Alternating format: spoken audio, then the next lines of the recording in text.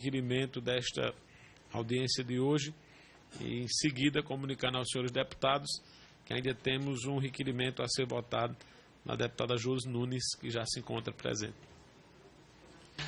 Bem, bom dia a todos. Uma honra e uma alegria estarmos juntos aqui para discutir um tema tão relevante. Quero agradecer ao deputado Rômulo Gouveia a forma como vem presidindo essa comissão, a todos os palestrantes aqui que nos honraram com suas palestras. Dizer ao doutor José Eduardo que acredito muito e tenho muita confiança na forma e na performance do Instituto de Previdência Brasileiro. Eu, se me coubesse ter feito qualquer sistema de benefício no Brasil, jamais o teria empreendido sem o concurso da Previdência Social, teria sempre usado o sistema de previdência para fazer esses pagamentos e para fazer esses procedimentos.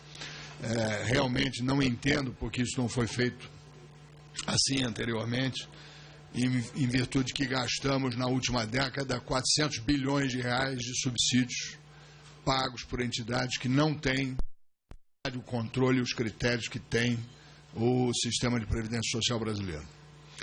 Me preocupa, Auro, assim como você, quer dizer, concebermos um não terá, pelo menos na proposta do governo, a participação do Congresso. E quero lhe assegurar que, como vamos fazer essa relatoria juntos, nós, todos os deputados aqui, temos que trazer ao Congresso brasileiro a responsabilidade de participar da gestão e da garantia da segurança desses dados. Então, certamente estará no nosso relatório, que não saberemos se será aprovado ou se virará lei, porque teremos que submeter ao plenário da Casa e também ao Senado Federal, mas estará no nosso relatório que deverá salvaguardar esses dados e ter domínio sobre conjunto de dados, o Congresso Nacional representado tanto pelo Senado quanto pela Câmara, assim como, óbvio, o governo federal representado pelo Poder Executivo, pelo Tribunal Superior Eleitoral, os órgãos que compõem essa cadeia de informações. Quero cumprimentar também o doutor Marco Antônio Juliato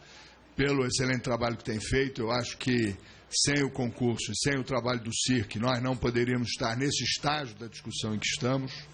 É evidente que o senhor coordenou com qualidade e com desempenho e que nós estamos num outro estágio de informação. E quero colocar aqui que a sua preocupação, deputado Óbvio, não é singular. O Colégio Brasileiro dos Presidentes dos Tribunais de Justiça, o Colégio Brasileiro dos Procuradores Gerais de Justiça, enfim, também são unânimes em ter uma reticência muito grande em relação dessa lei e tem nos questionado veementemente acerca da sua propositura.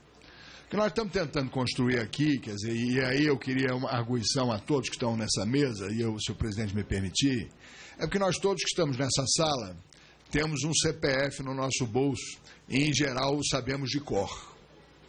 Além de sermos brasileiros e termos que usar e conviver com a Receita Federal do dia em que praticamos o nosso primeiro ato civil até o dia em que morrermos, todos nós teremos que lidar cotidianamente com a Receita Federal, civis, e, ao final de cada ano, fazendo a nossa declaração de imposto de renda, e etc., e tendo com essa Receita Federal uma permanente, não uma relação episódica como a que temos com os órgãos, porque com o Tribunal Superior Eleitoral, por exemplo, nós temos uma relação que é episódica. Ela se dá quando, na eleição, assim mesmo aqueles cidadãos que votam. E ainda, se tivermos 70 anos de idade, não mais precisamos nem votar e, portanto, não temos nem necessidade de ter com ela qualquer relação. A relação com a Receita Federal é uma relação compulsória. Obrigação de cada cidadão brasileiro se reportar e a ela ter a confiabilidade de seus dados submetidos para avaliação do seu imposto de renda, etc. Então, eu pergunto a vossas senhorias, por que nós, como brasileiros, que precisamos contribuir também na elaboração de um número único, para que essa Receita Federal tenha mais qualidade nos seus dados, mais velocidade, mais acuração, enfim, mais perfeição naquele trabalho que faz, não propomos ou não entendemos já desde o início.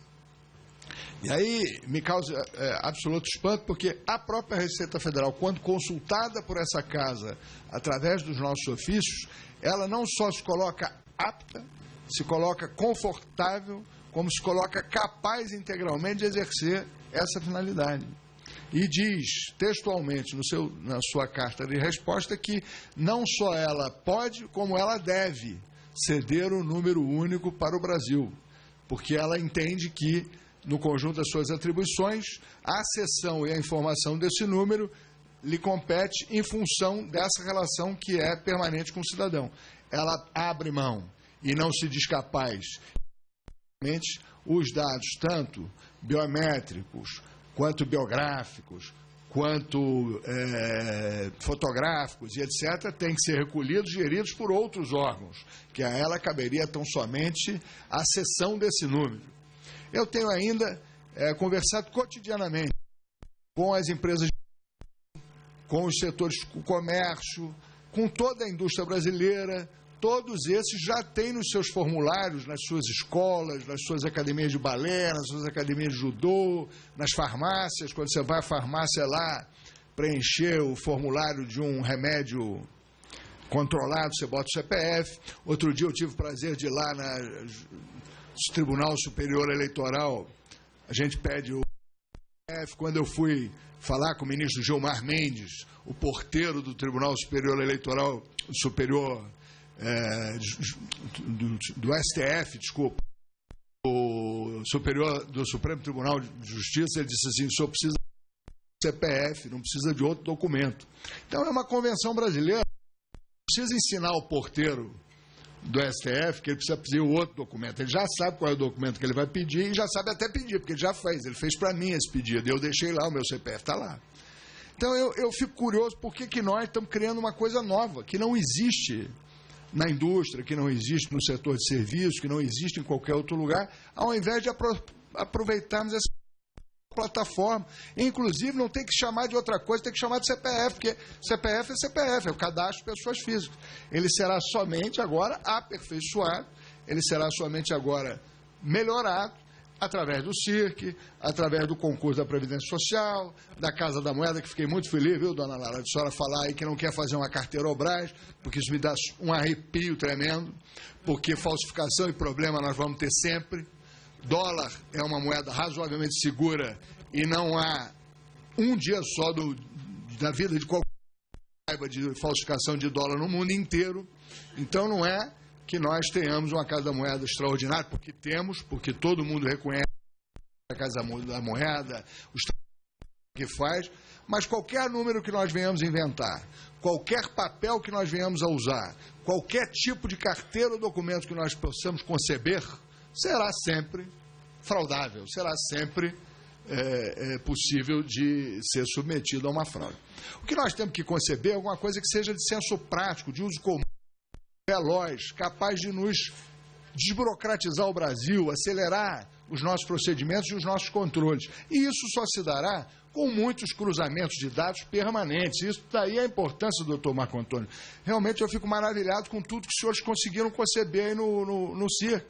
Então, essa relação de dados, doutor José Eduardo, dos senhores com a Previdência Social, de convênios, inclusive, que nem precisarão ser feitos, presidente Rômulo.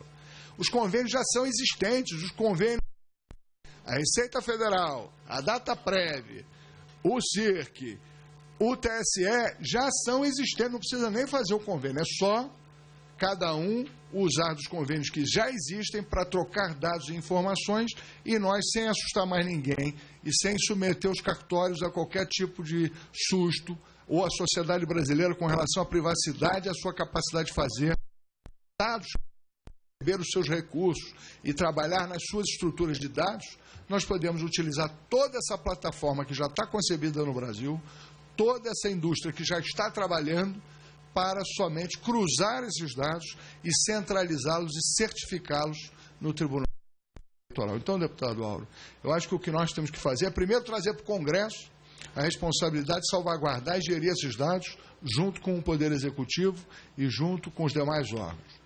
E depois que nós usaremos toda a infraestrutura já existente no Brasil, que ninguém fique prejudicado nessa operação e que nós possamos acelerar esses procedimentos, usando aí o concurso do CIRC, da Dataprev, da Casa da Moeda e das instâncias onde você tem competências muito grandes. Eu falo com o nosso Estado, né, deputador? Tem uma competência enorme nessa elaboração de identificação. Os nossos presos são muito bem inclusive digitalmente, em termos de biográficos, em termos fotográficos. Nós temos talvez excelência no Rio de Janeiro, que não pode ser desprezado. O Estado, inclusive, comprou os códigos-fontes desses programas e quer cedê-los para os demais órgãos brasileiros para poder serem aproveitados pelos demais entidades prisionais e de justiça. E isso é maravilhoso. Então, nós temos que usar toda essa infraestrutura. Eu não quero me alongar, eu só quero lhe tranquilizar, deputado, que a sua preocupação é a minha. Eu acho que nós todos aqui, deputados, não, deputado, com essa apreensão, e o que eu vejo é que nós temos a possibilidade enorme de construirmos algo novo, algo que ainda efetivamente talvez não tenha no mundo, mas que a gente pode fazer aqui, porque aí também, ressalte-se aqui, há na Justiça Eleitoral brasileira uma competência do mundo. Talvez nós sejamos no mundo a apurar eleições no tempo, na praticidade, na velocidade e na confiabilidade que a gente pode fazer. Nós agora, inclusive, votamos aqui na Casa a emissão de um ticket que vai ficar impresso para a conferência e auditoria das máquinas eleitorais. Mas, se nós evoluirmos aqui ao processo de biometria, talvez nós nem precisar fazer isso, porque a biometria ela é tão mais confiável, ela é tão mais imune à fraude, que nós possamos conceber com menos recurso e com menor prazo, de mais segurança ainda. Para começar, seriam essas colocações. Queria perguntar aos senhores qual é a dificuldade, principalmente o doutor José Eduardo aqui, o doutor Marco Antônio, e usou esse número único, já que já existe o conhecimento das pessoas, para facilitar tantas coisas. Deputado. Só para esclarecer,